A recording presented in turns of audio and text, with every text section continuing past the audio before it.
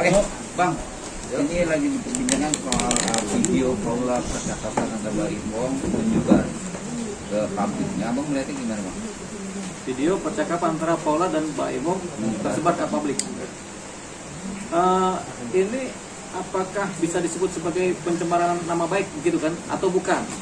Tergantung. Kalau dua-duanya menganggap ini biasa saja, nggak ada persoalan.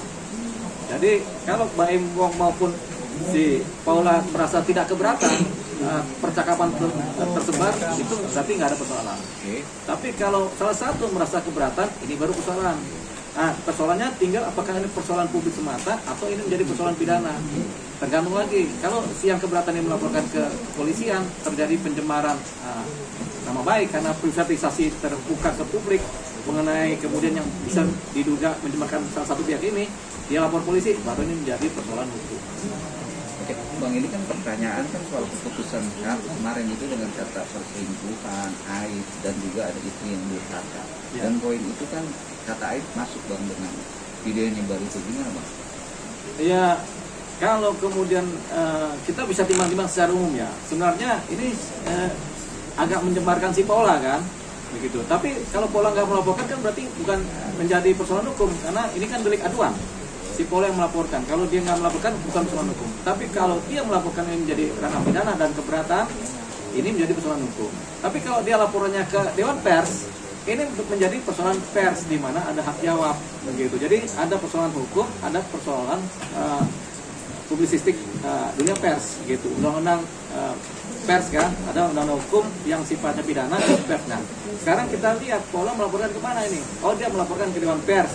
Berarti ini menjadi persoalan pers. Artinya tata krama berpers. Apakah kemudian satu atau dua kelompok media ini kemudian dianggap sebagai melanggar undang-undang pers apa tidak? Itu kemudian akan dibahas lewat Dewan Pers. Nanti akan ada teguran administratif tertulis, bahkan pencabutan media kalau memang terdaftar di Dewan Pers kan, di persnya. Nah, ini menjadi persoalan administratif, begitu. Persoalan administratif apa? Kepengurusan Dewan Pers dengan anggota-anggotanya. Mungkin juga ada pemberitahuan dari Dewan Pers, oke, untuk masalah ini jangan diekspos karena ini melanggar undang-undang pers, begitu. Pasti teguran dulu. Nah, ini juga terkait dengan hak jawab. Jadi ketika Paula melaporkan ke Dewan Pers, tentunya nanti ada hak jawab. Ini kemudian dimusyawarkan, diselesaikan secara adat pers, gitu. Pasti begitu. Jadi bukan persoalan pidana. Beda kalau Paula melaporkan ini sebagai suatu persoalan pidana. Dia merasa tercemarkan nama baiknya, dia lapor ke kepolisian kan, menjadi laporan hukum pidana. Bang, tadi pihak Paula sendiri sudah ada wacana untuk melaporkan akun yang menyebarkan. Tapi kan dia lebih ke lapor ke Dewan Pers dulu ya, Bang. Ya. Menurut Abang langkahnya benar seperti itu apa lebih baik? Iya, berarti kan dia tidak dalam maksud memidanakan seseorang atau satu subjek hukum yang melapor, yang membuat cerita ini kan. Jadi dia lebih tampaknya lebih berposisi supaya udah laporanlah ke Dewan Pers, lebih bijak lah. Kenapa? Dia beranggapan atau kelompoknya beranggapan bahwasanya ini terkait dengan kebutuhan media pertama. Ini terkait dengan tanggung jawab pers, gitu. Jadi karena ini lebih tanggung jawab pers, dia laporkan lah. Tujuannya apa? Cuma teguran aja, Pak.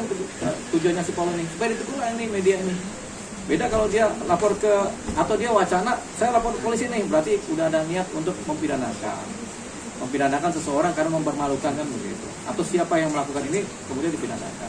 Tapi tampaknya belum ke sana. Sepanjang dia belum bikin laporan polisi, kita beranggapan, atau sekarang sepanjang dia baru melapor ke Dewan Pers, berarti dia hanya minta supaya ini ditegur secara administratif oleh Dewan Pers. Itu aja paling. Terus terbaru kan Paula sendiri mengadukan Mbak Imbong atas kekerasan gender ya, Bang ya. Tapi ke Komnas Perempuan. Menurut Abang langkahnya lebih baik ke Komnas Perempuan atau langsung pidana sih, Bang? Sebenarnya ke Komnas Perempuan itu tujuannya untuk menceritakan banyak hal lewat curhatan. Kemudian akan dijawab oleh Komnas HAM dengan posisi-posisi mana sebaiknya dilakukan. Jadi ketika Paula melaporkan ke Komnas HAM, ini masih sifatnya non litigasi.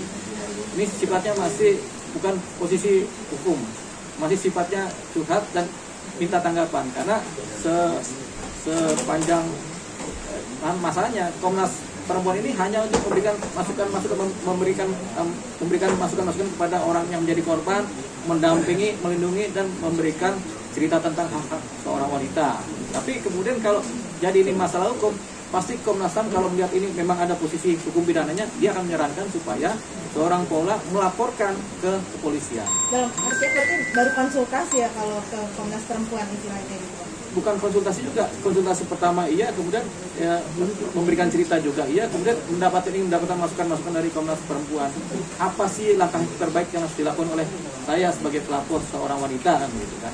Nah, kalau kemudian ada temuan-temuan dari pihak Komnas Perempuan bahwasanya memang ada dugaan KDRT, setelah lihat gambar-gambar bukti-bukti memang ada kekerasan baik seksual maupun kekerasan psikis atau kekerasan fisik kepada seorang wanita, Komnas Perempuan akan memberikan rekomendasi kepada siapa, kepada sekolah untuk ya udah Anda buatlah laporan kepolisian supaya ini diproses secara pidana karena ini ada dugaan tindak pidana yang dilakukan oleh misalnya seorang Mbak Ipong.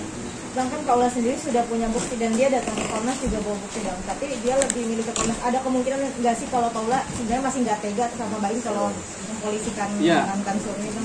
Kita bisa lihat tendensi-tendensinya seorang Paula dan kelompoknya ya dengan pengacaranya bahasanya mereka lebih kepada jalur yang kalau bahasa umumnya sih jalur curhatan gitu kan, dengan dampaknya adalah paling teguran gitu. Jadi tampaknya mereka masih bijak, mungkin masih bijak sih seorang Paula ini, karena kalau dia bikin laporan pidana ini yang kena nanti mantan suaminya, yaitu bapak dari anak-anaknya. Mungkin itu pertimbangannya, jadi Paula tidak melaporkan ke ranah pidana. Jadi dia paling supaya nanti Mbak Im dipanggil, dia lapor ke Komnas HAM, Komnas Perempuan, nanti Mbak Im dipanggil sama Komnas Perempuan untuk ditegur, diberikan teguran-teguran kan begitu. Ujungnya kan begitu selesainya. Nah, tapi kalau Paula kemudian melaporkan pidana, berarti dia udah siap. Bapaknya, anak-anaknya akan diproses secara hukum pidana. Tapi dengan aduannya Paula ke Komnas sendiri, dampak terberatnya bagi Mbak Im apa cuma dipanggil atau gimana Mbak? Ya pertama kan ketika Mbak Im sendiri dipanggil di Komnas Perempuan kan pasti kan diceritakan duduk soal masalahnya, kemudian diberikanlah nasihat-nasihat, teguran-teguran, paling itu paling tinggi, sehingga Mbak Im diajarkan lagi, diedukasi lagi mengenai gaya seorang laki-laki yang baik bagaimana, paling begitu gitu, karena yang dilaporkan cuma ke Komnas Perempuan. Tapi kalau yang dilaporkan ke kepolisian, PPA misalnya, Unit Perlindungan Perempuan dan Anak, ya bisa masuk si Mbak Im kalau ada bukti-bukti KDRT masuk tidak. Nah, tampaknya seorang Paula belum tega melakukan itu.